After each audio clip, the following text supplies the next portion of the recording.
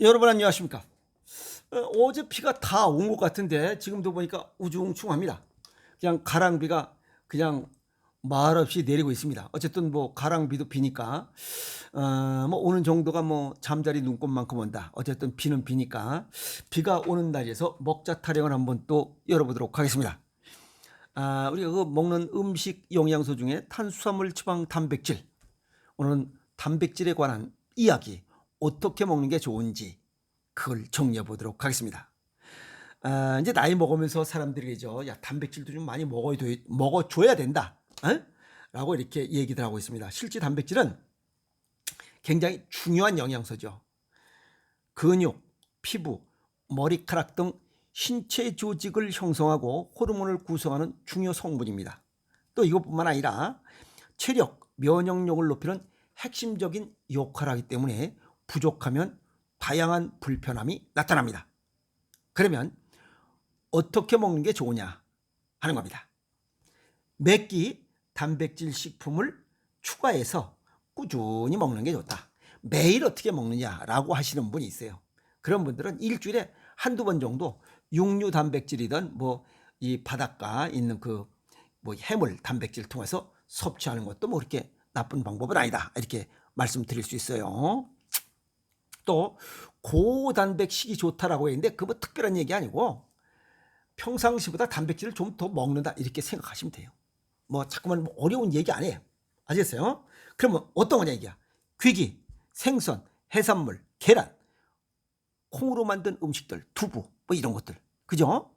근데 이것이 한 가지 식품을 그냥 이빠이 먹는 것보다 여러 가지를 골고루 먹으라 이 말이야. 왜? 같은 단백질이라도 여기에 단백질 플러스 영양소들이 다 다르기 때문에 이 생산 시기와 생긴 형태, 맛 그게 다 다른 이유입니다. 그래서 골고루 미량 영양소까지 섭취할 수 있도록 하기 위해서 골고루 먹으라는 겁니다. 그래서 분자교정의학 편에서 설명드린 이유가 그겁니다. 이 단백질 이외에 있는 그런 성분도 골고루 섭취해서 일거양득 아닌가요? 골고루 먹으라는 겁니다. 알겠어요? 또 한꺼번에 이빨 먹지 말고 여러 가지를 골고루 나눠 먹자 하는 겁니다. 그리고 이제 영양소 중에 탄수화물, 지방, 단백질, 탄수화물은 에너지원이에요. 이것도 안 들어가면 안 됩니다.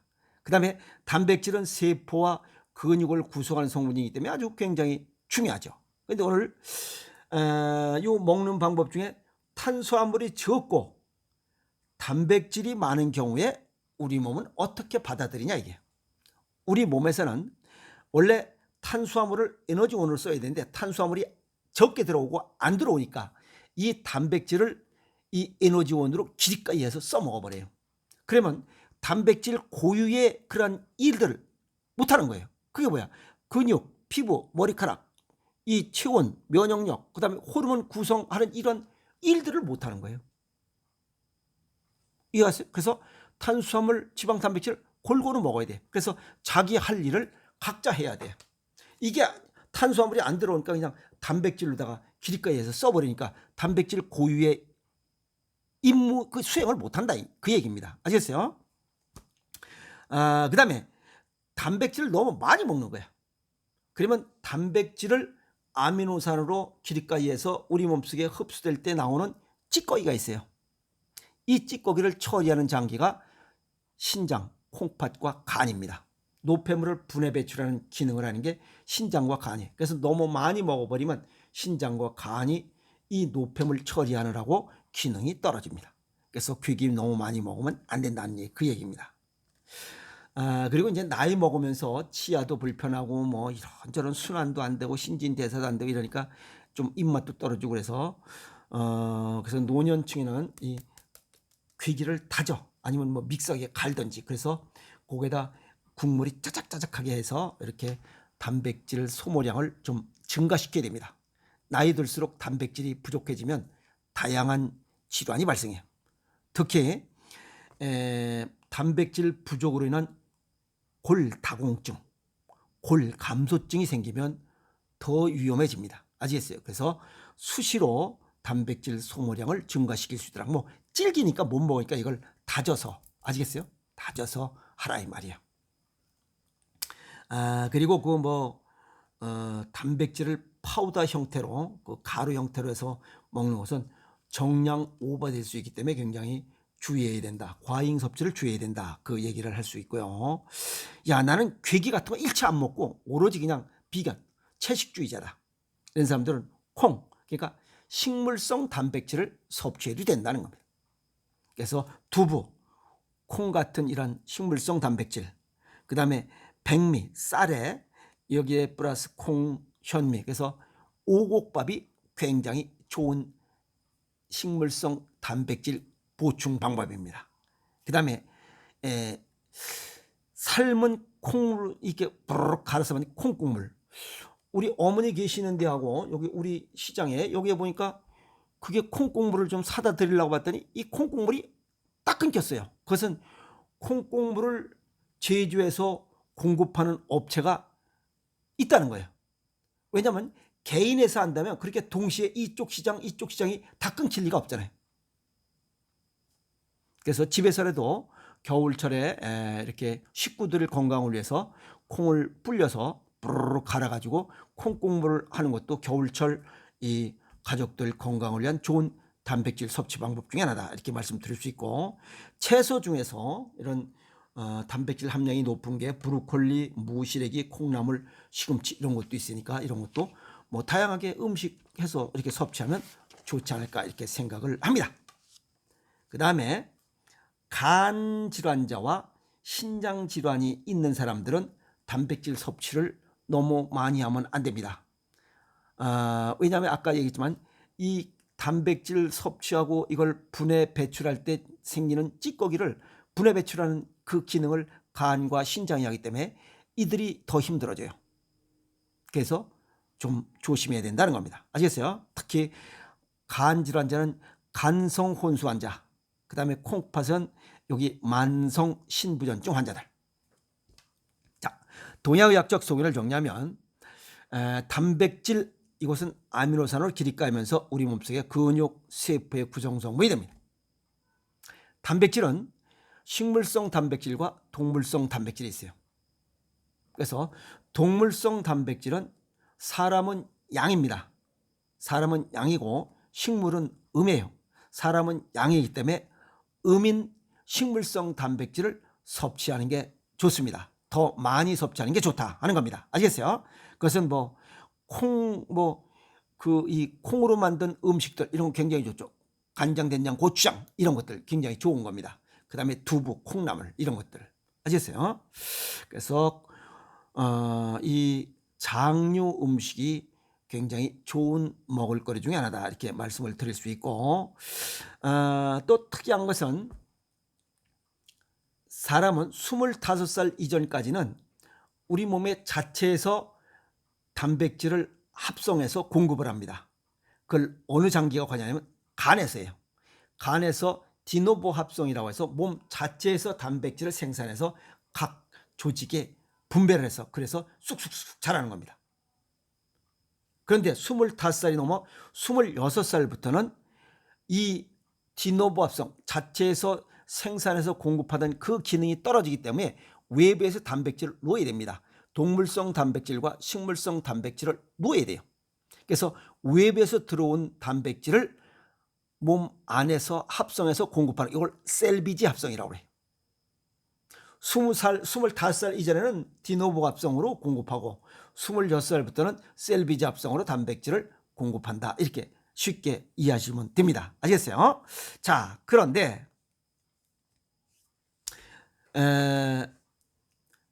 나이 먹어서 괴기를 자주 먹어야 되는데 괴기를 안 먹으면 자꾸만 간이 힘들어집니다.